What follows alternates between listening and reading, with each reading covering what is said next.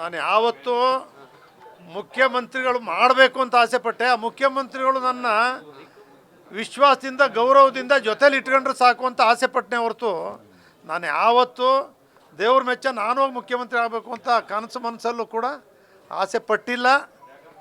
ಅಷ್ಟೊಂದು ಹಣ ಆಗಲಿ ಆ ಅರ್ಹತೆ ಯಾರೂ ಇಲ್ಲ.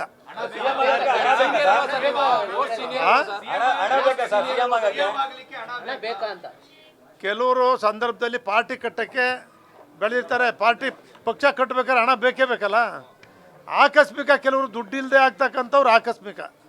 ಈಗ ಸಿದ್ದರಾಮಯ್ಯವ್ರು ಕಾಂಗ್ರೆಸ್ಸಲ್ಲೂ ಆಕಸ್ಮಿಕ ಆಗ್ಬಿಟ್ರಲ್ಲ, ಅಂಥ ಒಂದೊಂದು ಸಂದರ್ಭ ಅಷ್ಟೇ. ಬಾಕಿಯವರೆಲ್ಲ ಅದಕ್ಕೋಸ್ಕರನೇ ದುಡ್ಡು ಜೋಡಿಸಿ ನಾವು ಮುಖ್ಯಮಂತ್ರಿ ಆಗಬೇಕು, ಪಕ್ಷ ಕಟ್ಟಬೇಕು, MLAಗಳು ಕೊಡಬೇಕು, ಇದನ್ನು ಮಾಡ್ತಕ್ಕಂಥವ್ರೆ ಜಾಸ್ತಿ.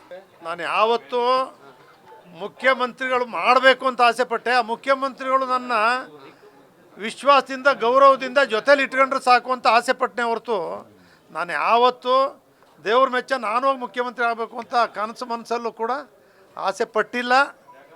ಅಷ್ಟೊಂದು ಹಣ ಆಗಲಿ ಆ ಅರ್ಹತೆ ಯಾರೂ ಇಲ್ಲ.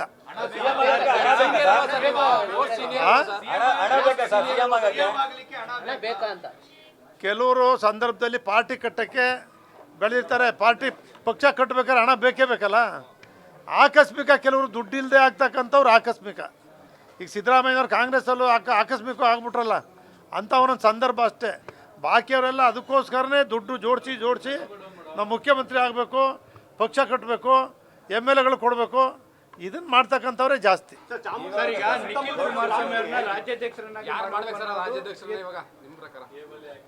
ದೇವೇಗೌಡರು 92 ವರ್ಷ ವಯಸ್ಸು.